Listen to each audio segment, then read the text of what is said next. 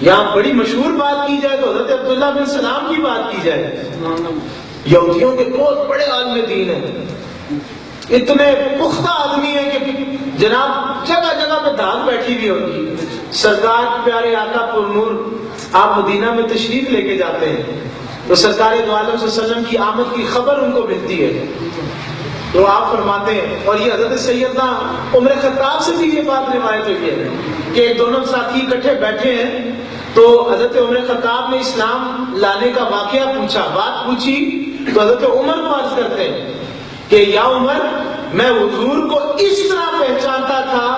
جس طرح میں اپنے بیٹے کو بھی نہیں، کہتے ہیں میں اپنے بیٹے سے بڑھ کر حضور کی مجھے پہچان تھی. فرماتے ہیں کہ مجھے یہ تو ہو سکتا ہے کہ میرا جو بیٹا ہے نا وہ میری بیوی کی خیانت کا پالو، ہو سکتا ہے میرا بیٹا نہ آسان لفظوں میں کہے، لیکن حضور کی مجھے پہچان، حضور کو میں اپنے بیٹے سے بڑھ کر جانتا تھا. کہتے ہیں کہ میں حضور کی بارگاہ اقدس میں پہنچا، سرکار دو عالم صلی اللہ علیہ وسلم کے چہرہ انور کو دیکھا، میرے دل نے گواہی دے دی کہ یہی اللہ کے رسول ہیں، اور میں نے کہہ دیا جو ان کا رب ہے میں ان کا کلمہ پڑھا، میں اس کو مانتا ہوں. کوئی ڈائلاگ نہیں ہوا، میرے پاک نبی نے ابھی قرآن کی آیت پڑھ کے نہیں سنائی، حقائق سامنے پیش نہیں کیے گئے، کوئی دلائل نہیں رکھے، کوئی اخلاقی اسنا بھی ابھی حضور کے نہیں دیکھے، حضور کے طور طریقے بھی نہیں دیکھے، بس محفل میں سونے آقا جلوہ کر، محفل میں عبداللہ بن سلام پہنچتے ہیں اور حضور کا چہرہ انور دیکھتے ہیں. میرے پاک نبی کا چہرہ ہماری دلیل تھا کہ حضور کا چہرہ دیکھا اور دل میں گگا پڑ گیا. حضرت ابو رضیہ تیمی رضی اللہ عنہ آپ بھی فرماتے ہیں کہ پاک نبی کا چرچا ہوا کہ اللہ کے نبی تشریف لائے، رسول اللہ آئے، وہ کہتے ہیں میں اللہ کا نبی ہوں. میں نے سوچا میں جاتا ہوں دیکھ کے تو آؤں، یہ دعویٰ کون کرتے ہیں؟ کہتے ہیں میں تو صرف دیکھنے گیا تھا، حضور کی مجلس مبارک پر پہنچا، پاک نبی کے ابھی محفل میں پہنچا ہوں، آپ کی زیارت ہوئی، میری زبان سے بلند آواز سے نکلا لا الہ الا اللہ محمد رسول اللہ.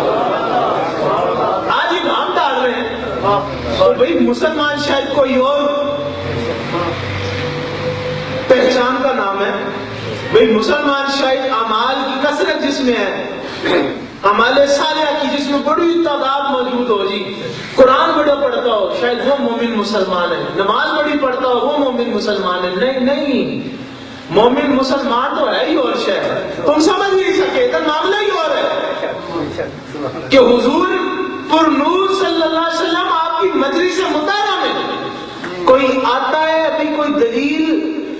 دلیل حق سنتا نہیں، حضور ابھی تعلیم نہیں دیتے، صرف حضور کو دیکھتا تو کلمہ پڑھ لیتا. حضرت جامع بن شداد رضی اللہ عنہ روایت فرماتے ہیں کہ پاک نبی مدینہ کے گرد و نواح میں تشریف لے گئے تو وہاں پر کچھ لوگ آئے اپنا سامان بیچنے کے لیے، تو آپ کو ایک اونچنی کا بچہ پسند آ گیا، وہاں بڑا خوبصورت، تو آپ نے اس فرماتے ہیں جس کا اونٹنی کا بچہ تھا اس کا نام طارق تھا، اس طارق نامی شخص کو سرکار نے اس سے سودا طے کیا اور کہا یہ مجھے دے دو،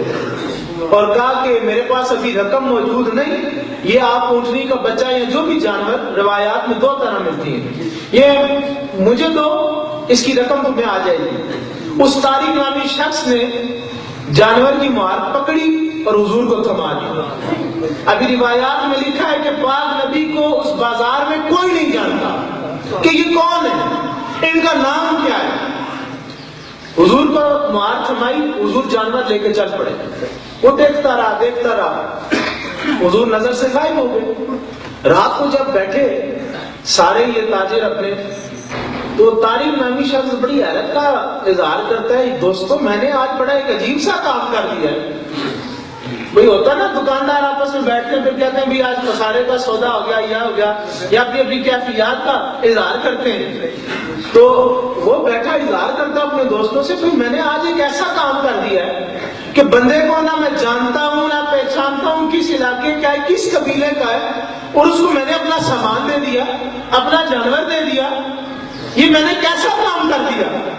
ابھی وہ اظہار کر ہی رہا ہے تو اس گروہ میں ایک عورت بھی موجود تھی